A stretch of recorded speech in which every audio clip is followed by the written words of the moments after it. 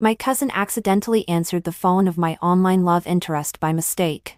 Hello, baby? What the hell? Who are you having a baby with? My cousin has been working out for years. And his vocal cords are muscular. His thick voice shook the other side into silence. And he immediately hung up the phone. I thought he would break up with me. But at night, when I logged on to the game Trumpet, I saw him in the guild. Group and brothers chat records. Brothers. If your wife is a man, how to do? It's not me. It's my friend. And his voice sounds like he could punch my friend into the wall, and not even break it off. What if he treats my friend badly after we get married? Actually, my friend is not that rigid. What's the name of the novel with two male protagonists that you guys like to read? Where do you read it? Nothing else. I just think it's interesting and want to read it. The door opened. 7 or 8 delivery men stood at the door and looked at me. They all look at me with eyes that are obviously a bit off. Hello. Your takeaways have arrived. I was momentarily puzzled, and asked them to see if they had delivered the wrong one. A few takeout clerks looked at each other and checked the address. It was my house without a doubt. I took the takeout order out, and looked at it carefully. The name of the order was very familiar to me. It was the name that my online lover used to use when he ordered takeout for me.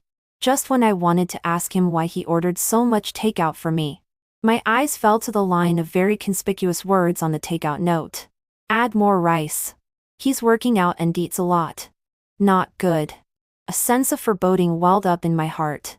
The more I looked, the more wrong it became. I quickly ran into the guest room and shook my sleeping cousin awake. Get up. He was half asleep and looked at me with a blank face. I flung the takeout order in front of him. Sean. Did you mess with my phone? Shouting his full name did more good than a tub of cold water. He shuddered and immediately came to his senses. My cousin, who is a head taller than me and has a full body of tendons, thought for a moment, and then hemmed and hawed.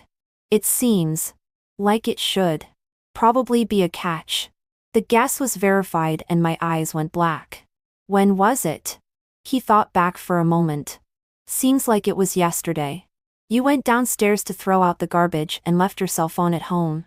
Someone called you over and I answered it. Then why didn't you tell me when I came back? The guy just said hello, and nothing else. So I didn't tell you because it shouldn't have been a big deal for you. I stared at him and didn't say anything. My cousin was furious at my stare, and finally surrendered in defeat to explain the truth to me. Well, I was sleeping when he called. I went back to sleep after hanging up and accidentally forgot about it when I woke up. In order to restore yesterday's situation, I called up the living room surveillance, which I haven't seen for a long time. In the picture, my cell phone was placed on the table in the living room. When it rang the first time, my cousin was indifferent. By the third time, my cousin came out of his room with an impatient look on his face and picked up the phone. Hello, baby? What the hell? Who are you having a baby with? Cousin had been working out for years and his vocal cords were muscular. Especially when he wasn't awake. Even though he didn't mean any harm. The words came out exactly like I'm going to chop you up soon. Wait for death. The thick voice shook the other side into silence. Then hung up. Cousin casually threw his cell phone on the table. And with a shake went back to his room to sleep. Seeing this scene, I nearly had a heart attack. Cousin moved into my house during this time. The landlord temporarily broke the contract with him to return the rent. And in the meantime he could not find a suitable place to stay. So he could only stay with me for a period of time. And the one who called me is the one I just fell in love with online. We did a couple's task together and got a prize that needed to be mailed. So I gave him my phone address. He would occasionally order me some takeout. But never called me. How could I not expect that? The first call would be received by my cousin. I opened the game and wanted to explain things to him. Only then did I realize that my trumpet had hung up last night to brush experience and hadn't to quit. My trumpet and he happened to be in the same labor union. As soon as I opened the game, the chat box in the labor union jumped out. Just happy to eat some peaches, brothers. What if your wife is a guy? Black-faced monster. You found out that Tina is a guy? Just be happy to eat some peaches. Not me. It's a friend of mine. White face. How did you? No. How did your friend find out? Just happy to eat some peaches. Just made a phone call and found out that the opposite side is a man. White face. Your friend didn't call before? Just be happy to eat some peaches. No. It's the first time. I just wanted to use my trumpet to explain that it's possible that my cousin answered by mistake. But someone beat me to it. White face. Then your friend's girlfriend will be here soon to explain it to your friend. He's going to say that some male relative in the family picked it up by accident.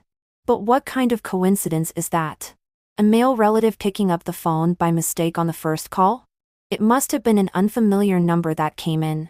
And he was not on guard and forgot to put on the voice changer. If you don't believe me, ask the brothers in the group. I guarantee you there are a lot of people who have heard this explanation. I was silent. The group also fell into a weird silence. Black-faced monster, you wouldn't run into a pig-killing plate. Would you? I'd be happy to eat some peaches. No way. She's very nice to my friend. My friend tried to buy her an expensive gift and got scolded back. She's very nice to my friend. My friend tried to buy her an expensive gift and got scolded. Don't talk nonsense. Blackface. What if it's a long line to catch a big fish? Others in the group began to chime in. Roughly. They are saying that I am considered to have cheated on him no matter what. And that this kind of relationship with impure intentions is ultimately about cheating him out of more things. Most of the group was urging him to break up. So he stayed silent and didn't say anything. Until finally a different voice appeared. Red-faced monster, or let's just talk about it. With true love. Nothing is a problem. Just be happy to have some peaches. But his voice sounded like he could punch my friend into the wall to break it all up. I'm not sure if I'm going to be able to get a good deal on this. But I'm sure I'm going to be able to get a good deal on this. I'm not really that rigid. What's the name of the novel with two male protagonists that your boyfriend likes to read? Where do you read it? Nothing else. I just think it's interesting and want to read it. Red-faced monster. Internet loves Stormcloud's petite boyfriend, don't want to run. Just happy to have some peaches. Who's Zhao Zhaoi's boyfriend? Not yet. Don't talk nonsense. Red-faced monster. I mean that's what the name of the novel is. After reading the chat log, I had mixed feelings inside. But still decided to go and explain things to him. When I cut back to the big number, he was standing in the square. Not a single message was sent to me. I took the lead. I'm happy to eat some peaches, but some people. On the surface pretending to be cold. Behind the scenes in the Brotherhood group keyboard are going to knock fire. I want to explain to you that phone thing. Just happy to have some peaches. You want to say it was answered by one of your male relatives? My hand hanging over the input box stretched and retracted. And I said stiffly. Yes. It was my cousin who accidentally answered it by mistake. Meh. What does MEH mean? I took a deep breath and decided not to pursue the attitude thing with him for now. It's true. He just recently moved to my house to borrow a room for a while. And he accidentally picked it up by mistake. Just happy to have some peaches. Then why didn't you tell me right away after you learned of the misconnection? He didn't tell me. And I didn't realize something was wrong until you ordered me takeout today. If you don't believe me, the two of us can call right now to confirm. Just be happy to have some peaches. I see. You didn't come to explain to me until now because you had to take the time to find a girl who could call me instead of you. Right?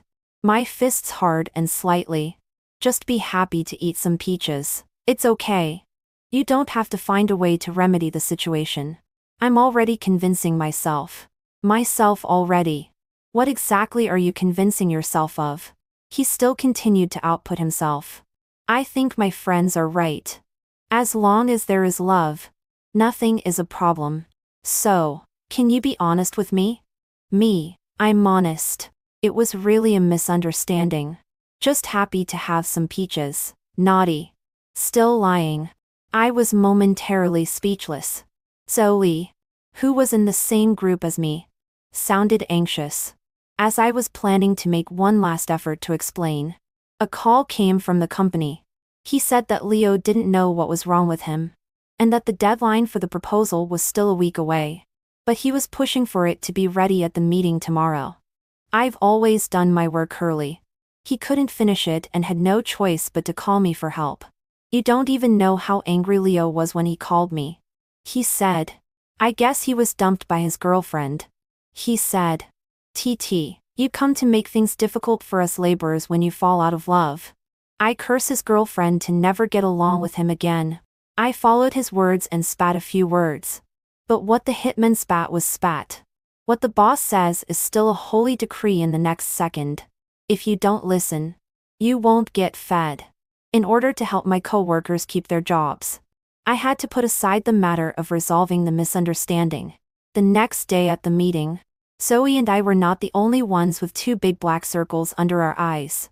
There was also our boss. Leo.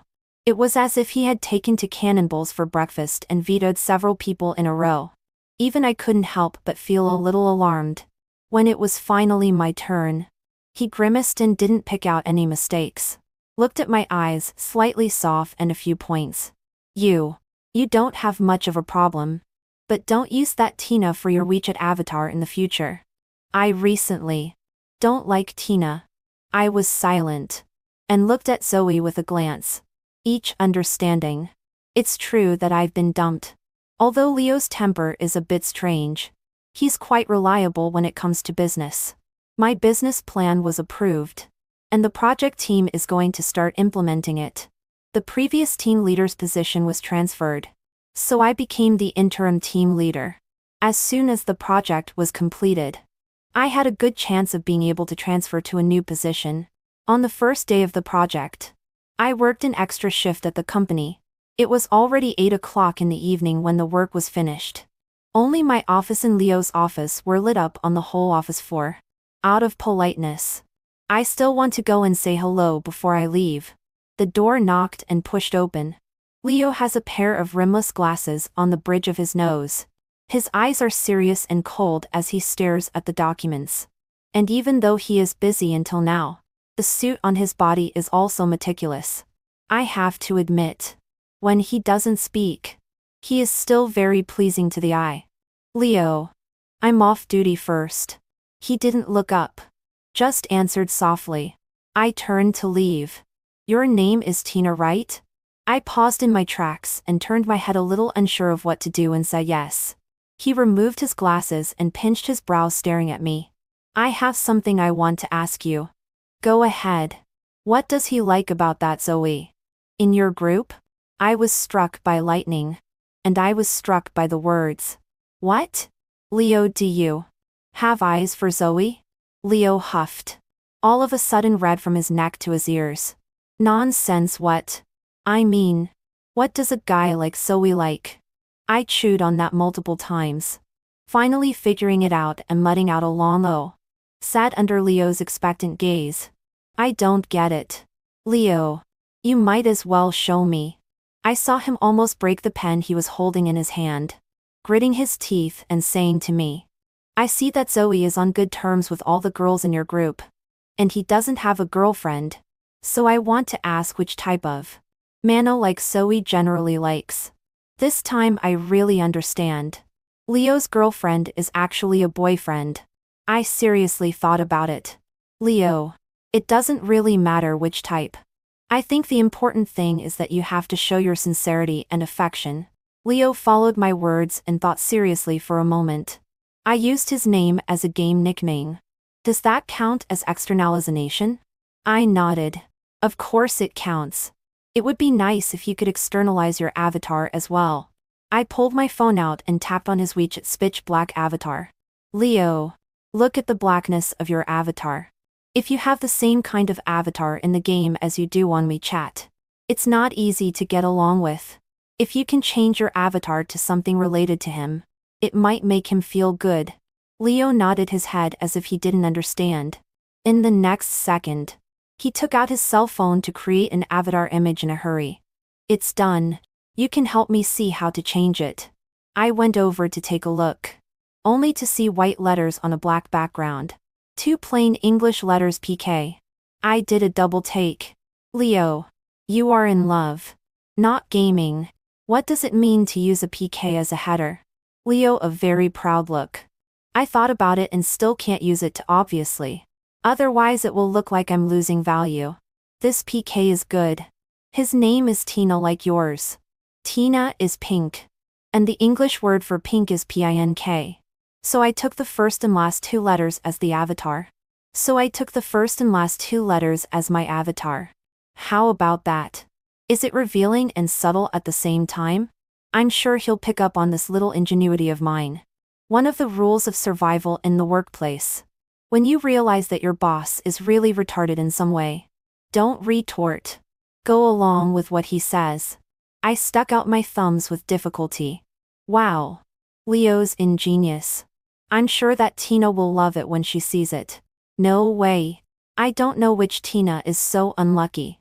Leo was so pleased with himself that he couldn't hide the smile at the corner of his mouth. While he was in a good mood, I immediately found an excuse to leave. Returned home and took a hot shower. I just remembered in 1,000 thoughts that I still have to clear up the misunderstanding with my online dating partner. I boarded the game with an apology for yesterday's sudden disappearance.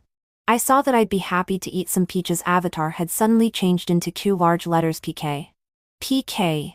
The next day when I arrived at work with dark circles under my eyes that were deeper than the day before, Zoe came to my side with a cup of nourishing red date tea. Tina, the smell of your class is almost overpowered by the smell of your corpse. I smiled miserably.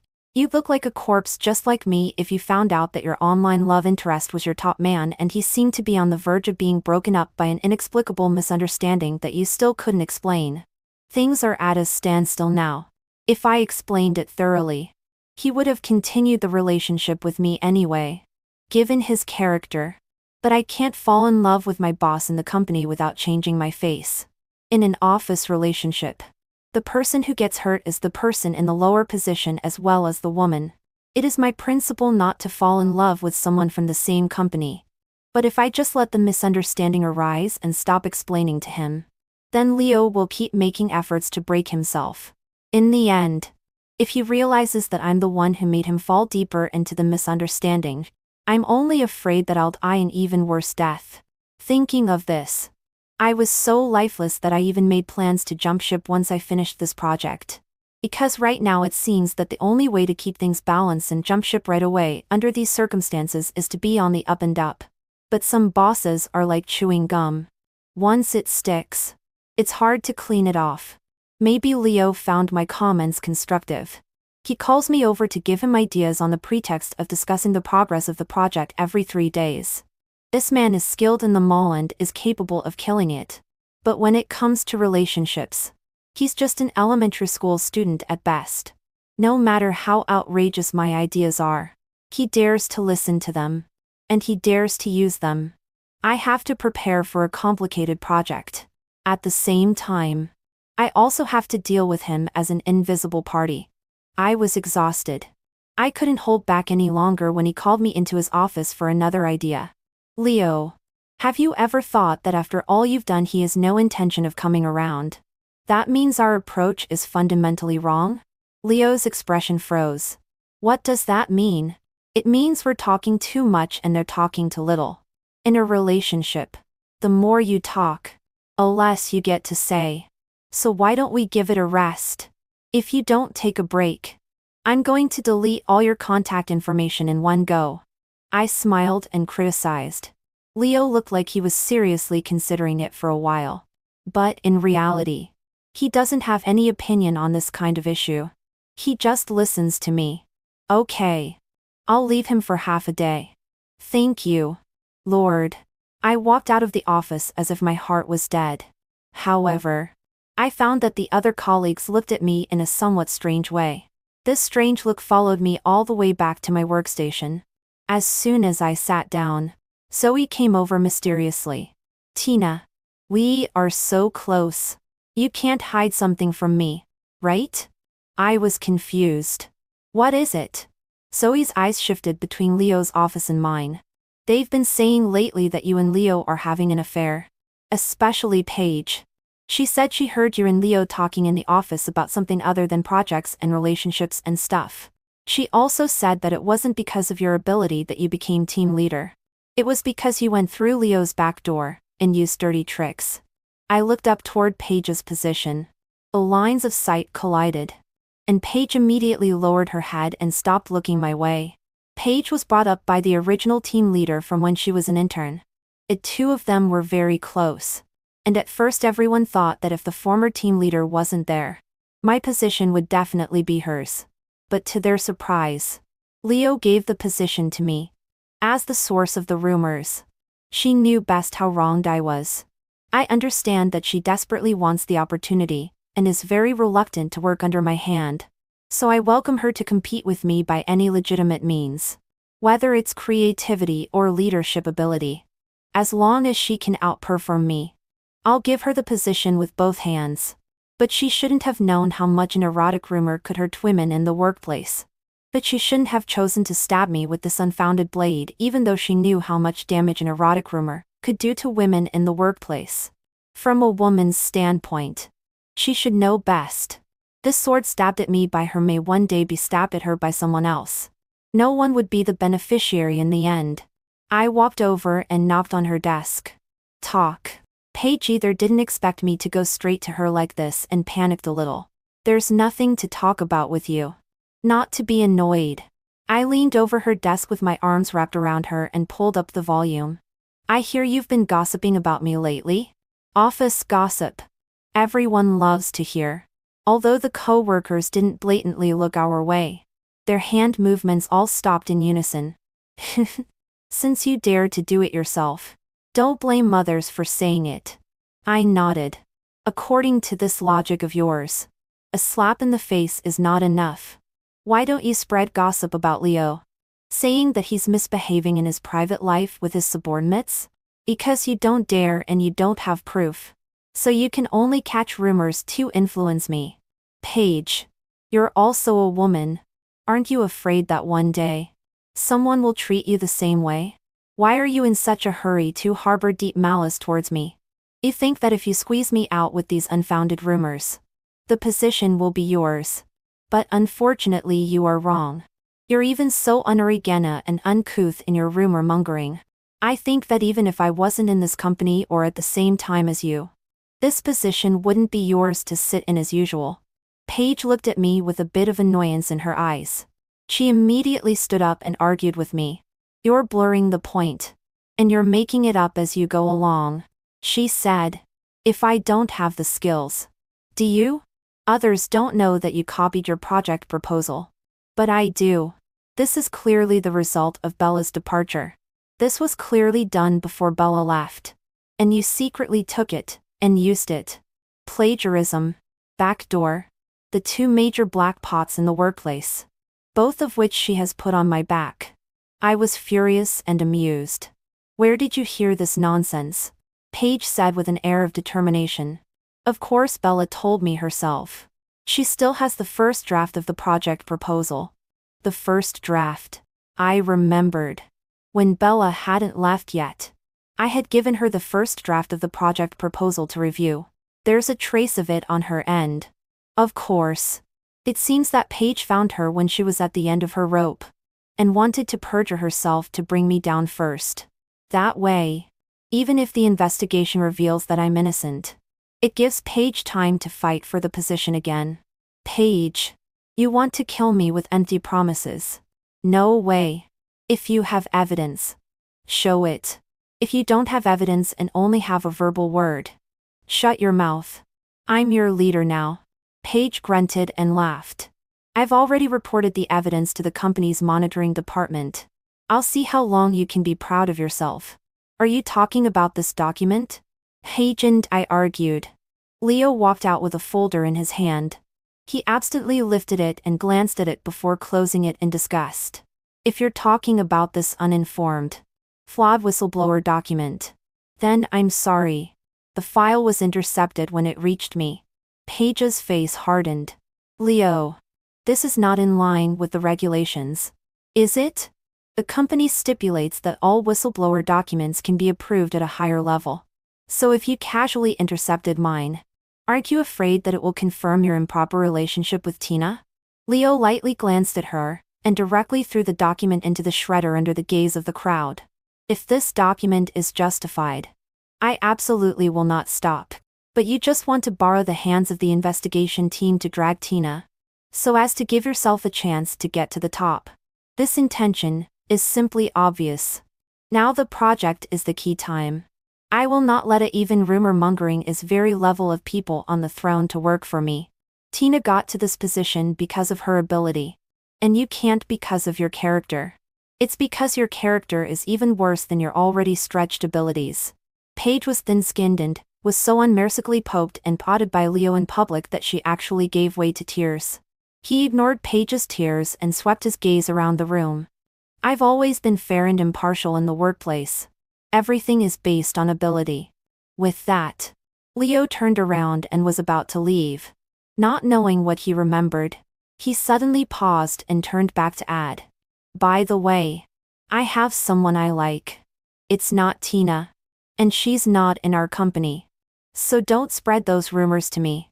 I was surprised that Leo would help me out. But I was even more surprised that he would come to the rooftop to steal a drink.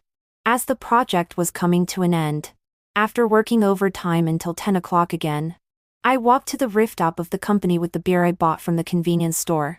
There are few people here. And at night, blowing the wind and drinking to see the night view of the city.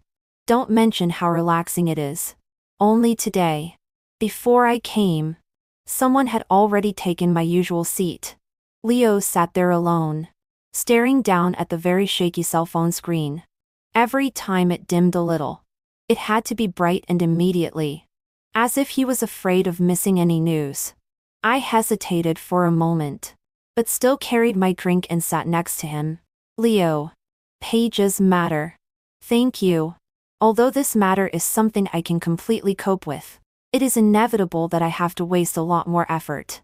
With Leo's help, I can prepare for the new project without any distractions." He didn't even bother to look up at me. "It's a favor, and like I said, I just don't want to delay the project. No.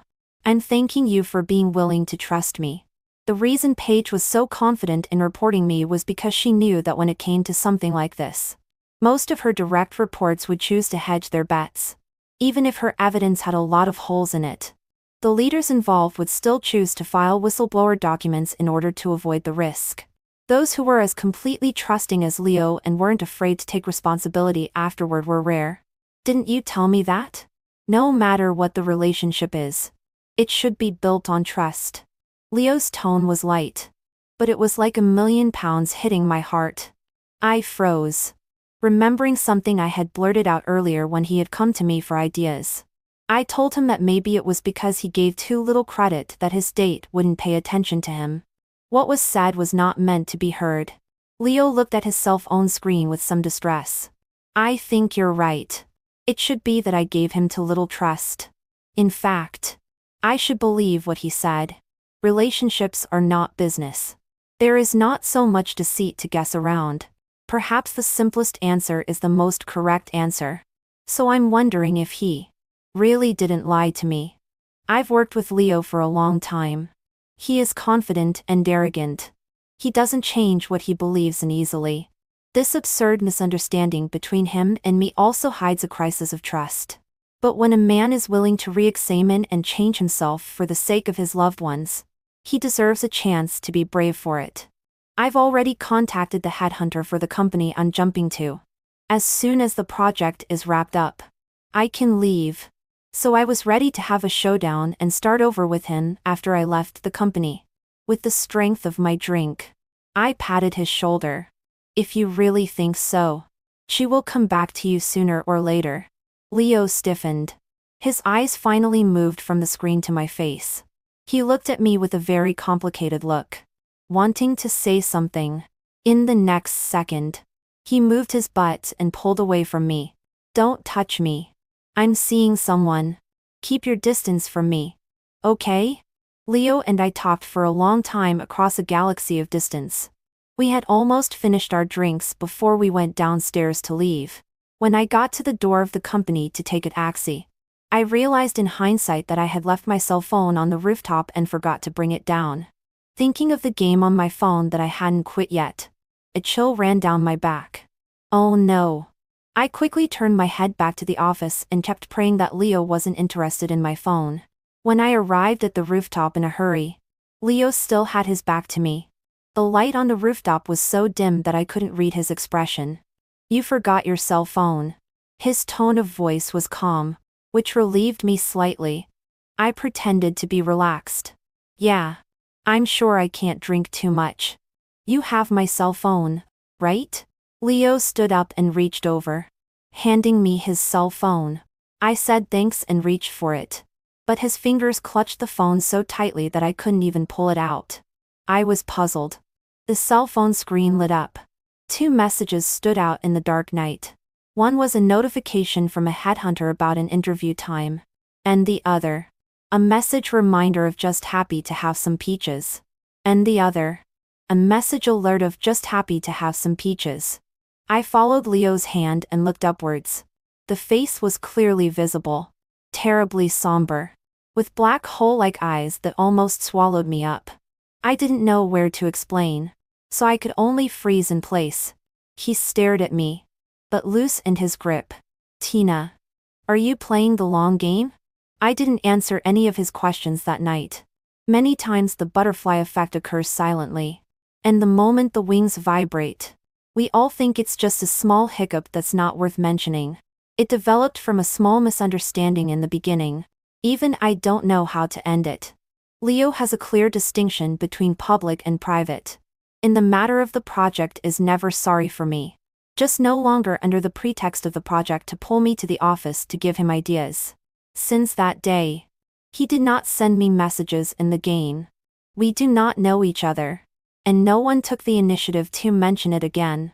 After the project was completely landed and finished, I took half a day to go to the agreed next house for an interview. The resume and terms had been pretty much negotiated back when the headhunter was matched with HR. I just need to go to the company to go through the interview process again to basically finalize.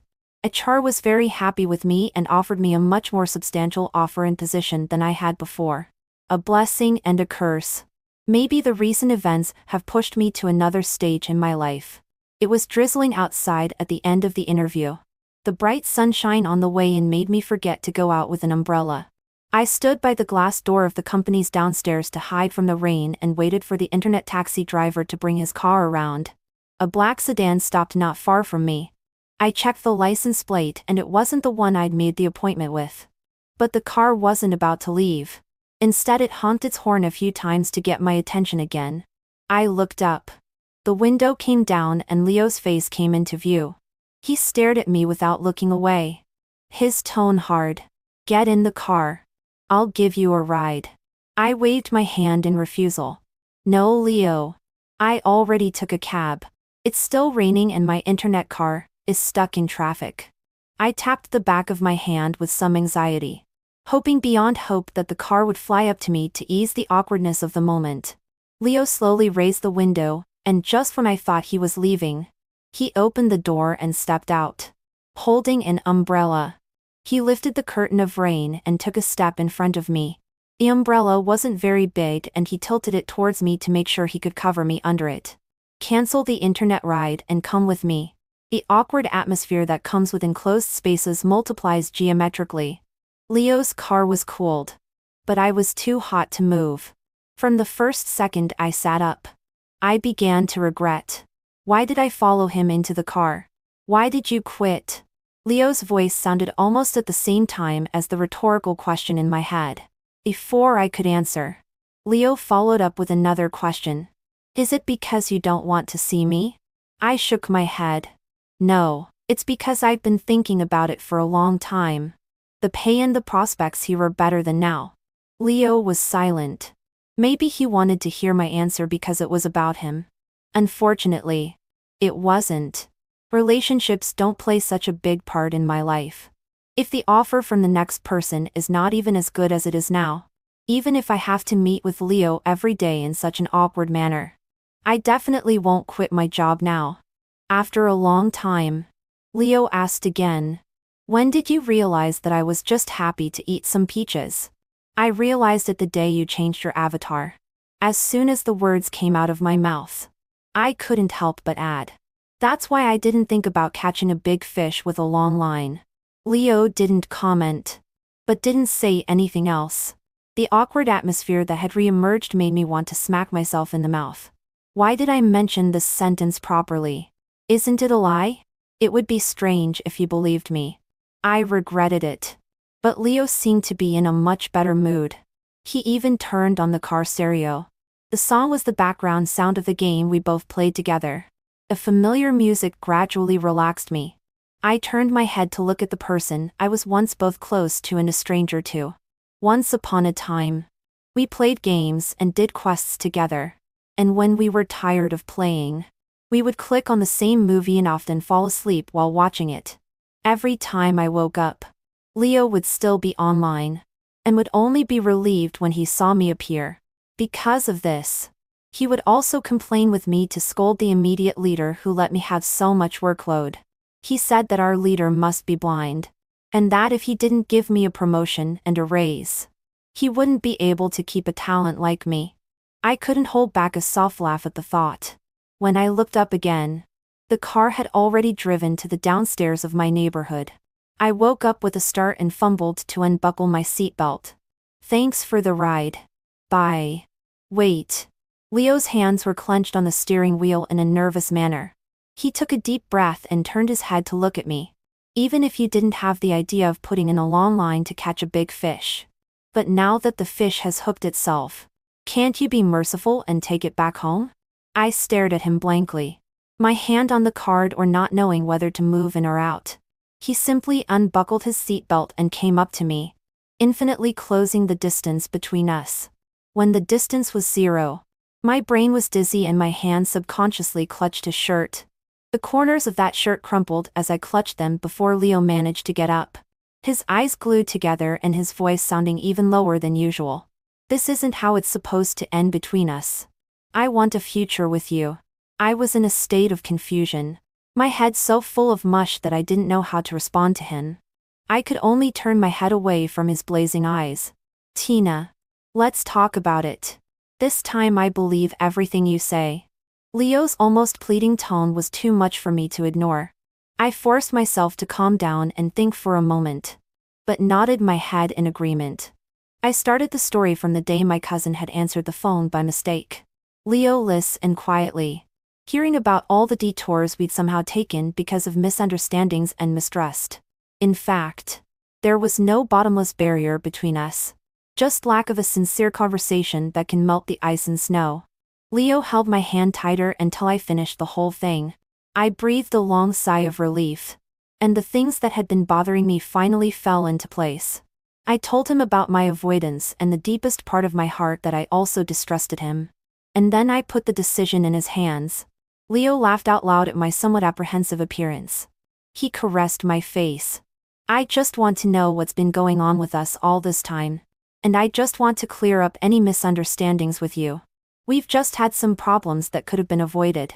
It's not like we don't love each other anymore. Right? The rain stopped outside the car and the temperature in the car climbed up. We explained all the misunderstandings. I didn't leave Leo's car until late. In the last half month of my handover, Leo would come downstairs in the neighborhood every day to wait for me to go to work with him. According to him, he wanted to seize this last half month to be my colleague. I clearly told him that my bottom line is that I can't be in a relationship with someone from the same company, and he was going to grab me to get a license the next second. I only said I can't fall in love. I didn't say I can't get married. I take him nothing to do, but also had to acquiesce in his transportation me to and from work behavior. But the condition is that I am in the work period. Cannot be with other colleagues to publicize our relationship.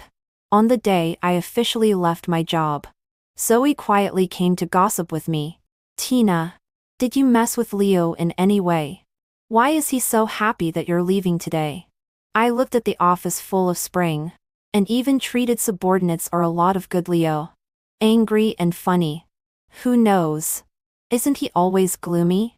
I'm leaving. You guys have to be careful of him. Zoe pulled my hand with a look of reluctance. If you leave, you're killing me. Aren't you? Who's going to help me revise my project proposal, and who's going to protect me? Leo, who was in the office, threw a glare at me, scaring Zoe, who immediately let go of my hand and went back to her own workstation. I packed up my things and turned in my license plate.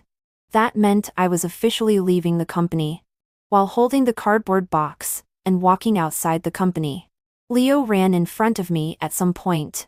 He was leaning against the front of the car with his arms in front of him and wearing sunglasses. He looked like a male peacock in full bloom. It was the end of the day, and there were a lot of people staring at me as I came and went. I am too ashamed. Want to quietly leave. Leo quickly rushed up and pulled me back. He took off his sunglasses and his smile reached the bottom of his eyes. Where are you going? Girlfriend. Your boyfriend's car is over here. I couldn't argue with him. So I smiled and pushed the carton into his arms. Let's go. Boyfriend. Let's go home for dinner. Yes. Leo smiled and jogged after me. The afternoon sunset was just right. The afterglow fell on his shoulders. He stood by my side, unwavering.